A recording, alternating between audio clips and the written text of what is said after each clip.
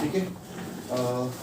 आज आपण बघणार आहोत सेल्फोर्स टेक्नॉलॉजी. एक्झॅक्टली सेल्फोर्स काय आहे आणि मार्केटमध्ये तर सोर्स काय आहे किंवा मार्केटचं डिमांडिंग काय आहे, आपण ते आज बेसिकली बघणार आहोत सेल्फोर्स.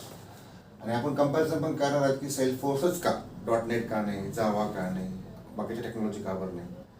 तर डे टू डे सेल्फोर्स खूप ग्रो हो राहिलं, तर तेच आपण मेन रिझन बघणार आहे की सेल्फोर्सच का. ठीक. सेल्फोर्स ही एक टेक्नॉलॉजी आहे. इन सिंपल इट्स CRM म्हणजे काय, कस्टमर रिलेशनशिप मॅनेजमेंट. सिंपल. आता सेल्फोर्सच का, वाय सेल्फोर्स, त्याचं मेन रिझन असं आहे, जसं आपण एज्युकेशन करताना खास करून पुणे युनिव्हर्सिटीमध्ये हा मोठा प्रॉब्लेम आहे. आपल्या सिलेबसमध्ये सेल्फोर्स नावाचा कन्सेप्टच नाही आहे. त्याच्यामुळं जे काय पोर आहेत किंवा कॅनडिडेट सेल्फोर्सला नॉलेजच कोणाला नाही. सगळं नॉलेज C++ आहे, कोर आहे, जावा आहे, .NET आहे, नॉलेज आहे, पण सेल्फोर्स नाही आहे. आता मेनली मार्केटमध्ये इश्यू काय आहे, जर माझ्याकडं 10 ओपनिंग असेल जावासाठी, माझ्या कंपनीमध्ये 10 ओपनिंग आहे जावासाठी, तर मी HR ला जर रिक्वायर्स दिली की मला 10 कॅन्डिडेट हवे एका वीकमध्ये, तर मला इंटरव्ह्यूच्या दिवशी 100 कॅन्डिडेट अवेलेबल होतात. त्यासाठी जावा .NET साठी. का? कारण पोरं पासआउट झाले, इंजिनिअरिंग, BCA, MCA, ते सर्टिफिकेशन करतात जावा .NET मध्ये. बरोबर. मग यांची जी काय होतं कॉम्पिटिशन हाय इथं. मला पोरं घ्यायची किती, 10. माझ्याकडे आले किती, 100. 90 पोरांना मी नाही घेऊ शकत. पण ॲज अ कम्पेअर मी सेल्सफोर्समध्ये केलं, मी जर रिक्वायरमेंट दिली HR ला की मला 10 कॅन्डिडेट रिक्वायर्ड सेल्सफोर्सचे, आफ्टर 1 मंथ मला फक्त 5 कॅन्डिडेट भेटतात इंटरव्ह्यूसाठी. किती? 5. जे काय 5 माझ्याकडे येतील त्यांना मला घेणं भागच आहे, कारण की माझी रिक्वायरमेंट किती आहे, 10 आहे. आणि सेल्फोर्सची पोरच नाही. सेल्फोर्सची पोरं का नाही, कारण की पोरांना सेल्फोर्स माहीतच नाही. माहीत का बरं नाही, कारण की सिलेबसमध्ये नाही. खास करून पुणे युनिव्हर्सिटी सिलेबसमध्ये सेल्फोर्स नाहीच. औरंगाबाद युनिव्हर्सिटीमध्ये छोटासा टॉपिक आहे फक्त सेल्फोर्स नावाचा, डीपमध्ये म्हणून आपण एक सब्जेक्ट तसलं काही नाही. म्हणून सेल्फोर्स आपल्या विद्यार्थ्यांना जास्त काही माहीत नाही आहे, पण .NET जावा सगळ्यांना माहिती. पण असं नाही की बाबा हे खूपच वेगळं आहे, असलेलं काही भाग नाही. सगळ्या जावाच्या ज्या कन्सेप्ट आहे खूप सगळ्या ऍप्लिकेबल सेल्सफोर्समध्ये होतात. उलट मी मला हे सांगेल की जावामध्ये जेवढी डिफिकल्टी आहे ना, किंवा .NET मध्ये जेवढी डिफिकल्टी येते आपल्याला एखादं ऍप्लिकेशन तयार करण्यासाठी, कस्टमाइज करण्यासाठी, तर ते सेल्सफोर्समध्ये एकदम इझिली. आणि अजून पुढे सांगायचं म्हणलं, फॉर एक्झाम्पल मी जावाचा कोर्स केला, तर माझ्या पुढं काय रोल असतो जावासाठी, की डेव्हलपरसाठी एक रोल असणार आहे आणि टेस्टसाठी एक रोल असणार किंवा सपोर्टिंगसाठी फॉर एक्झाम्पल. पण सेल्सफोर्समध्ये जर तुम्ही शिकलात तर तुम्हाला ॲटलिस्ट त्याचे 5 रोल तुम्हाला भेटणार कंपनीमध्ये. किती? 5 रोल. 5 रोल ते कोणते असणार आहे ते बघा.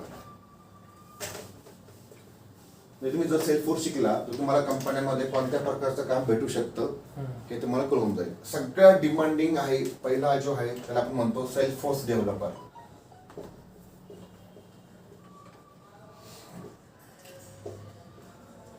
सेल्सफोर्स डेव्हलपर कोणती कंपनी बघितली तुम्ही, कोणतीही, TCS, Amdocs, Capgemini, तुम्ही आज जरी Naukri.com सर्च केलं तर याची रिक्वायरमेंट तुम्हाला सगळ्यात जास्त भेटेल. सेल्सफोर्स डेव्हलपर सगळ्यात डिमांडिंग आहे आणि with high package. Salesforce developer. ठीक आहे. दुसरा रोल आहे आपल्याकडे सेल्सफोर्स सपोर्ट आपण त्याला म्हणतो, किंवा सेल्सफोर्स ॲडमिन त्याला म्हणतो आपण.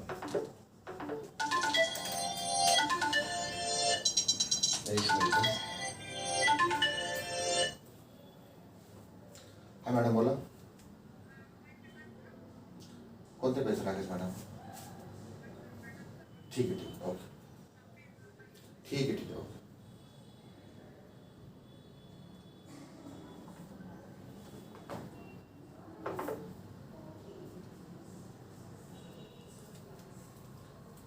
अंजली मॅडम लक्षात असेल का?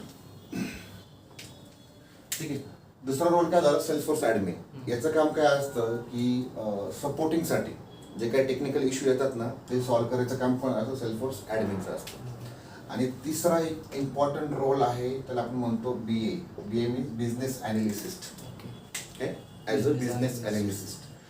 बिझनेस अनालिस्टचा रोल काय असतो एक्झॅक्टली, की जे काय नवीन नवीन रिक्वायरमेंट आहे की आपण इन्हान्समेंट म्हणतो सेल्सफोर्स लँग्वेजमध्ये, ठीक आहे, त्या घेणे बिझनेस कडनं आणि डेव्हलपरकडनं तयार करून घेणे 1 2 3 4, ठीक आहे, याला आपण म्हणतो बिझनेस अनालिस्ट. यालाही भरपूर प्रमाणामध्ये स्कोप आहे ॲज अ BA साठी, ठीक आहे.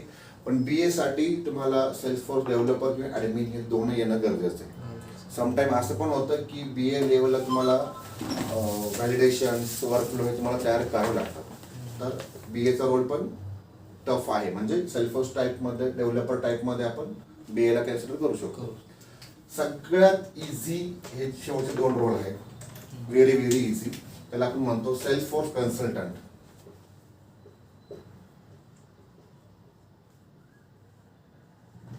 सेल्सफोर्स कन्सल्टंट आणि सेल्सफोर्स टेस्टर.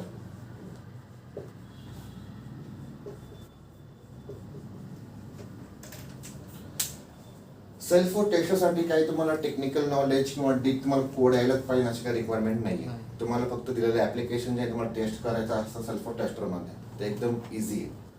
आणि सेल्सफोर्स कन्सल्टंट म्हणजे काय, की बिझनेससाठी जे काही नवीन नवीन रिक्वायरमेंट लागतात ते गॅदरिंग करायचं काम सेल्सफोर्स कन्सल्टंटचं असतं आणि ते डिस्कशन करायचं BA वाल्याशी. नवीन नवीन आयडिया आणणं हे सेल्सफोर्स कन्सल्टंटचं काम आहे. सिम्पल. तुम्ही सेल्सफोर्स शिकले तर तुम्हाला मार्केटमध्ये 5 जॉब अवेलेबल आहे. First one Salesforce developer, second Salesforce admin, third is a BA business analyst, fourth is a Salesforce consultant आणि fifth is a Salesforce tester, ठीक आहे.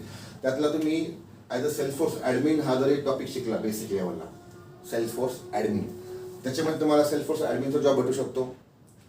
इवन BAचाही चांगला आहे, सेल्सफोर्स कन्सल्टंट म्हणून आणि टेस्टर म्हणून. म्हणजे तुम्ही जर ॲडमिन पार्ट शिकला तर तुम्हाला हे 4 टॉपिक किंवा 4 रोल तुम्ही कव्हर करू शकता.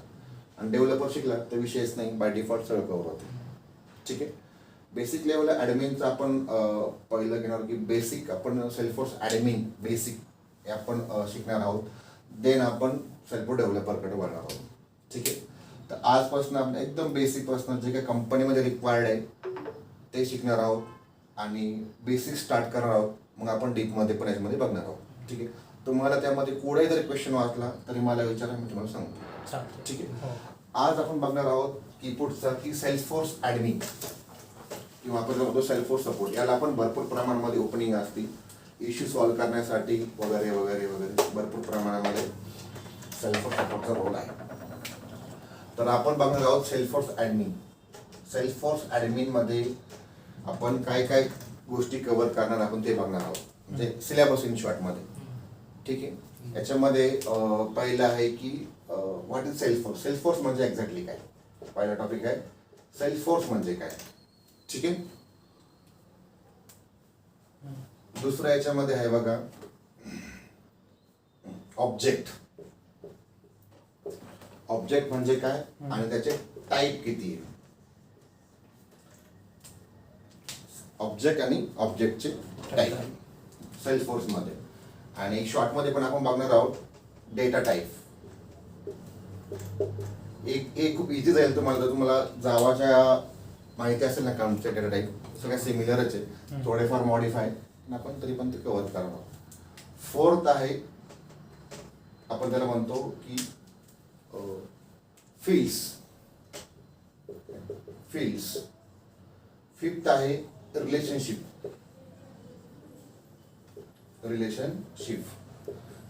म्हणजे काय, 2 ऑब्जेक्ट मधलं कम्युनिकेशन. जसं आपण म्हणतो जावामध्ये इनहेरिटन्स. सिमिलर आहे सेल्सफोर्समध्ये आपण त्याला म्हणतो रिलेशनशिप, ठीक आहे. सहावा टॉपिक आहे रोल. की रोल म्हणजे काय, what is a role. 7 profile. What is a profile, ठीक आहे. 8वा आपण घेणार आहोत परमिशन सेट.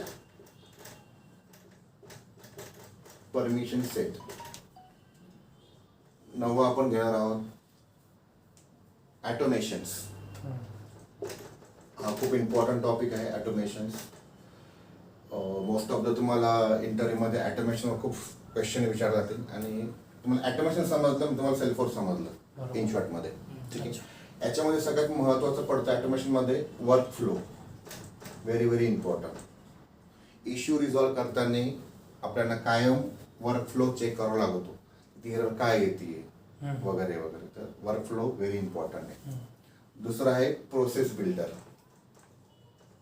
प्रोसेस बिल्डर हे पण ऑटोमेशनचं एक टूल आहे ज्यामधून आपण गोष्टी ऑटोमेट करू शकतो. ठीक आहे. अगेन पुढचा टॉपिक आहे आपला घेऊ आपण व्हॅलिडेशन्स, की सेल्सफोर्समध्ये ऑब्जेक्टवरती आपण व्हॅलिडेशन कशा प्रकारे तयार करू शकतो. फॉर एक्झाम्पल मोबाईल नंबरमध्ये 10 नंबर एंटर झाले पाहिजे, किंवा डिफिकल्ट अजून इन जनरली इंटरव्ह्यूमध्ये हा प्रश्न अजून विचारतो व्हॅलिडेशनमध्ये, की मला क्रिएट करायचं व्हॅलिडेशन्स. ठीक आहे, मला पॅन कार्डचं व्हॅलिडेशन क्रिएट करायचं. काय करायचं? पॅन कार्डचं व्हॅलिडेशन. पॅन कार्ड काय असतं? फॉर एक्झाम्पल हा माझा पॅन कार्ड नंबर आहे DEBPG 1921C. करेक्ट आहे. याच्यामध्ये कॅरेक्टर पण आहे, न्यूमेरिक पण आहे, कॅरेक्टर पण आहे. करेक्ट आहे. आता आपल्याला इन जनरल माहिती आहे की फक्त कॅरेक्टरला लिमिटेशन कसं करायचं माहिती, पण दोघांना कसं करायचं असं माहित नसतं आपल्याला. तर ज्याला सेल्फफोर्सचा एक्सपिरियन्स आहे त्याला हा क्वेश्चन जर विचारायचा आहे तर यायलाच पाहिजे. ज्याला सायन्स येत नाही याचा अर्थ काय होतो? नॉलेज, बेसिक नॉलेज, रट्टा मारून आला किंवा ठीक आहे. तर आपण एकदम बेसिक पासून स्टार्ट करणार आहोत आणि त्याला आपण डीप मध्ये पण जाणार आहोत. ठीक आहे. अजून एक इम्पॉर्टंट टॉपिक याच्यामध्ये आहे, आपण त्याला म्हणतो अपेक्स. काय? अपेक्स म्हणजे काय? इन शॉर्ट मध्ये आपण कोड लिहितो. काय लिहितो? कोड लिहितो. सेल्सफोर्स मध्ये ऍडमिन मध्ये तुम्हाला रिअरली कोडची गरज पडेल, अदरवाईज नाही. ठीक आहे. पण डेव्हलपरला तुम्हाला कोड तयार करावाच लागतो. पण ऍडमिन BA लेवलला काय एखादा इश्यू आला तर त्या कोडमध्ये जाऊन तुम्हाला ते फंक्शन काय, मेथड काय होती, त्याचं लॉजिक काय, आपण कुठे चेक करू शकतो? अपेक्स क्लासमध्ये. आपण जसं जावामध्ये क्लास डिफाईन करायचो ना, सेम अपेक्स याच्यामध्ये आपण पण क्लास डिफाईन करतो, त्याला काय करतो? इनहेरिट करतो. सिम्पल आहे. ठीक आहे. त्याच्या पुढचा टॉपिक आहे ट्रिगर.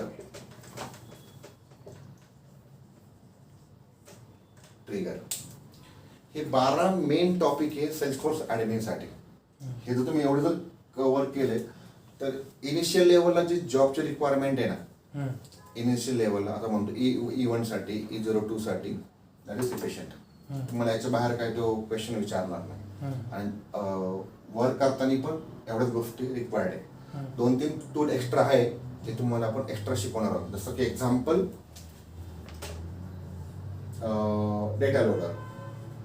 डेटा लोडर हा एक खूप महत्वाचा टॉपिक आहे. डेटा लोडर याच्यावरती सुद्धा जॉब अवेलेबल आहेत डेटा अपलोडिंगसाठी.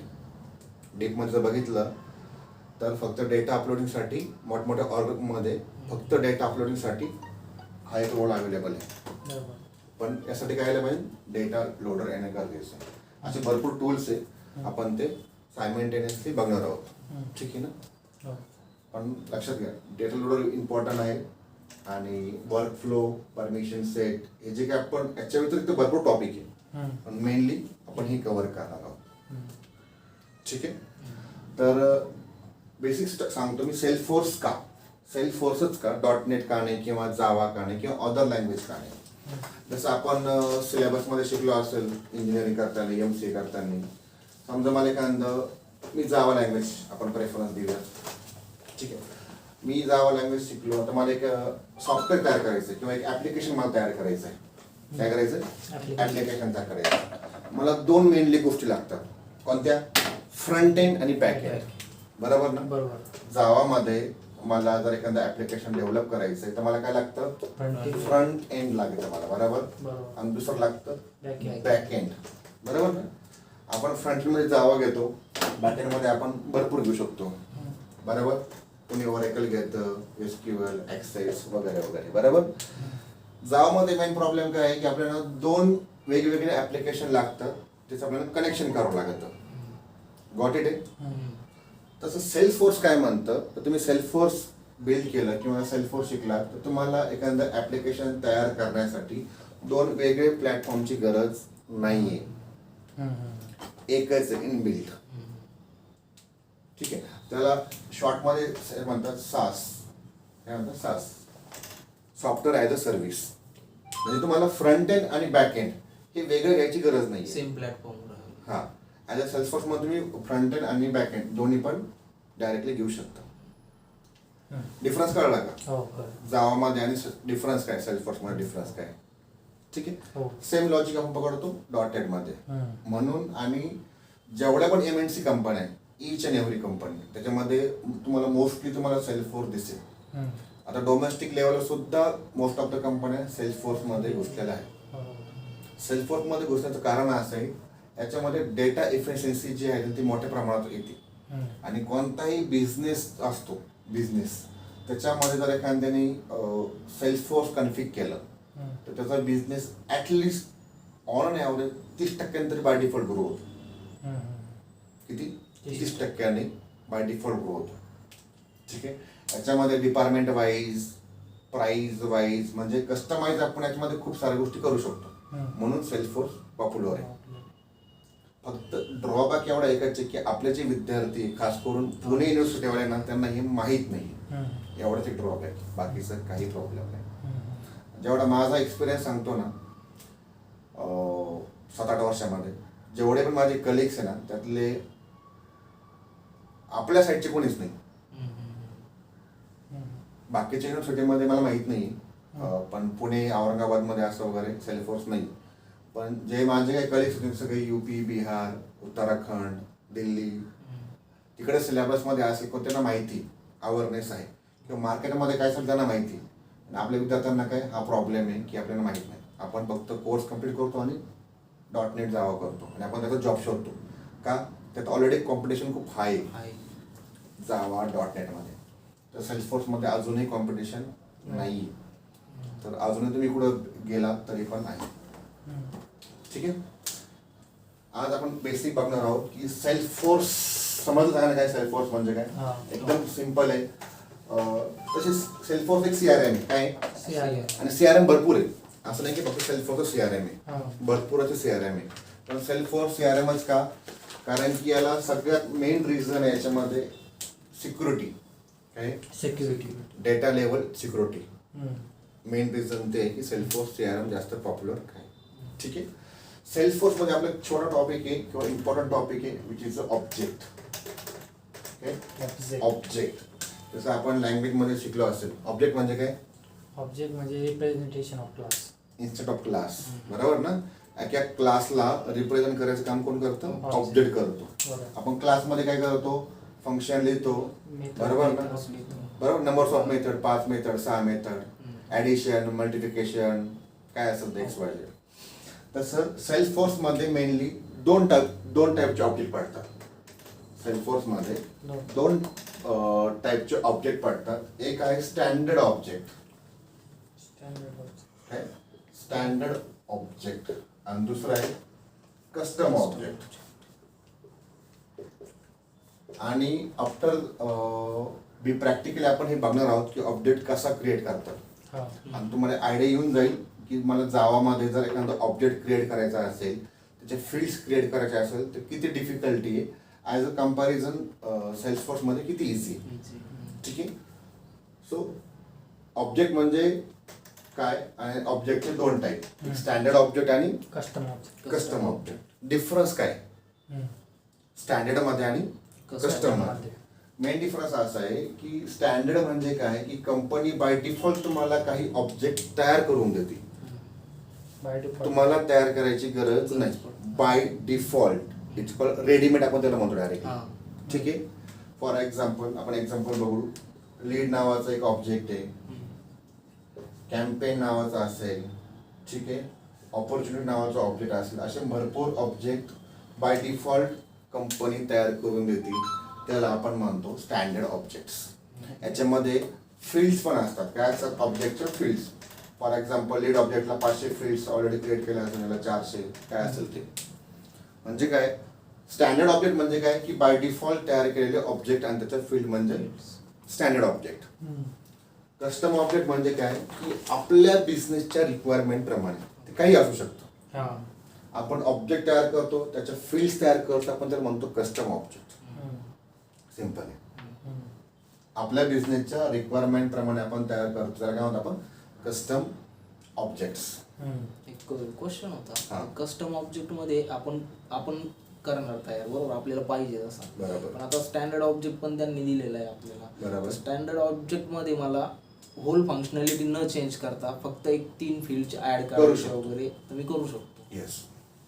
हा म्हणजे फक्त काय केलं त्याने तुमचं काम इझी करून दिलेलं आहे. बरोबर. त्यात तुम्हाला वाटलं की मला असं नको, मला असं करायचं, तुम्ही करू शकता. Modification we can do. Standard object मध्ये मॉडिफिकेशन करू शकतो. पण जर होल्ली मला चेंज पाहिजे असेल तर मी कस्टम ऑब्जेक्टच हा, पूर्ण वेगळा ऑब्जेक्ट पाहिजे आता असं. फॉर एक्झाम्पल हा एक बाय डिफॉल्ट ऑब्जेक्ट तयार आहे लीड, त्याचे 500 फील्ड्स आहे, बरोबर ना. मला एक नवीन ऑब्जेक्ट बनवायचा आहे प्रोडक्ट नावाचा किंवा प्राइस नावाचा XYZ.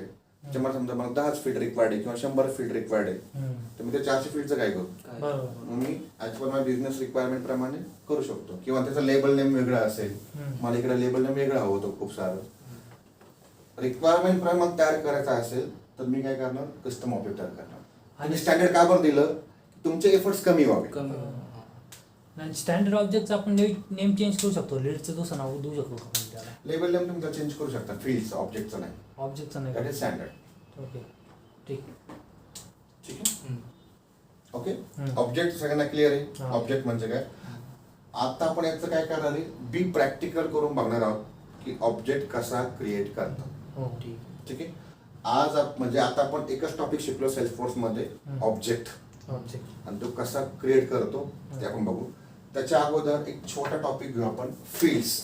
समजा आपण एक ऑब्जेक्ट तयार केला XYZ, तर त्याच्या आपल्याला काय करायचं? फील्ड्स तयार करायच्या. काय करायचं? Fields तयार करायच्या. आता एक्झाम्पल सांगा, आपण कोणता ऑब्जेक्ट क्रिएट करायचा, आपण त्याच्यावरती क्रिएट करू. आपण स्टुडंट ऑब्जेक्ट तयार करू. कॉमन झालं ते ऑब्जेक्ट. मग एम्प्लॉई. कम्प्युटर करू, कम्प्युटर. ठीक आहे. आपण काय करू? कम्प्युटर नावाचा एक ऑब्जेक्ट तयार करू. ठीक आहे. याच्यामध्ये मला नाही का फील्ड्स क्रिएट करायच्यात. काय करायच्यात? फील्ड्स. हा, ते कोणते फील्ड्स मला क्रिएट करायच्यात? फॉर एक्झाम्पल कम्प्युटर नेम, ठीक आहे, किंवा customer name, number, customer mobile number, DOB, email ID, basic, किंवा computer type, important computer type. ह्या मला 5 ते 6 फील्ड मला क्रिएट करायच्या ह्या ऑब्जेक्टवरती, कम्प्युटरवरती. बरोबर. ठीक आहे. बरं, प्रॅक्टिकल आपण काय करणार आहोत की ऑब्जेक्ट कसा क्रिएट करायचा कम्प्युटरचा, आणि त्याच्या फील्ड्स ज्या आहेत जसं की computer name, customer name, mobile number, DOB, email ID आणि टाईप. फील्ड कशा क्रिएट करायच्या आपण ते बघणार आहोत. फील्ड क्रिएट करताना सगळ्यात इम्पॉर्टंट आहे डेटा टाईप सिलेक्शन. काय? Data type selection. जसं आपण काय करायचो जावामध्ये, समजा मला नेम नावाचं एक फील्ड तयार करायची, त्याला आपण काय यूज करायचो? स्ट्रिंग. करेक्ट आहे जावामध्ये. तसं सेल्सफोर्स मध्ये त्याला म्हणतात टेक्स्ट. काय म्हणतात? टेक्स्ट. ठीक आहे. जर नाव असेल तर आपण काय करतो? टेक्स्ट नावाचा डेटा टाईप वापरतो. ठीक आहे. दुसरं आहे नंबर. काय? नंबरसाठी आपण काय वापरायचो जावामध्ये? इंटिजर. इकडे नंबर्स वापरतात. काय वापरतात? Number as it is. ठीक आहे. DOB साठी DOB नावाचा आहे डेटा. ईमेल साठी ईमेल नावाचा डेटा टाईप आहे. आणि हा व्हेरी इम्पॉर्टंट आहे. आता मला फील्ड तयार करायची टाईप, कम्प्युटर टाईप. त्याच्यामध्ये मला असे मल्टिपल ऑप्शन द्यायचे. ठीक आहे. Normal computer, super computer, laptop, dropdown मला द्यायचं आहे. ठीक आहे. त्याला सेल्सफोर्सच्या लँग्वेजमध्ये म्हणतात पिक लिस्ट. व्हेरी व्हेरी इम्पॉर्टंट, लक्षात ठेवा हा शब्द. काय? पिक लिस्ट. काय करायचं? पिक लिस्ट. आपण ह्या 5 ते 6 फील्ड क्रिएट करणार आहोत. विथ त्याचं आपण प्रॅक्टिकल करून बघणार आहोत. ऑब्जेक्ट कसा क्रिएट करायचा, फील्ड कशा क्रिएट करायच्या विथ डेटा टाईप. ठीक आहे. आपण काय करू? सिस्टमवरती प्रॅक्टिकली तयार करून बघू. ठीक आहे. हो, चालेल.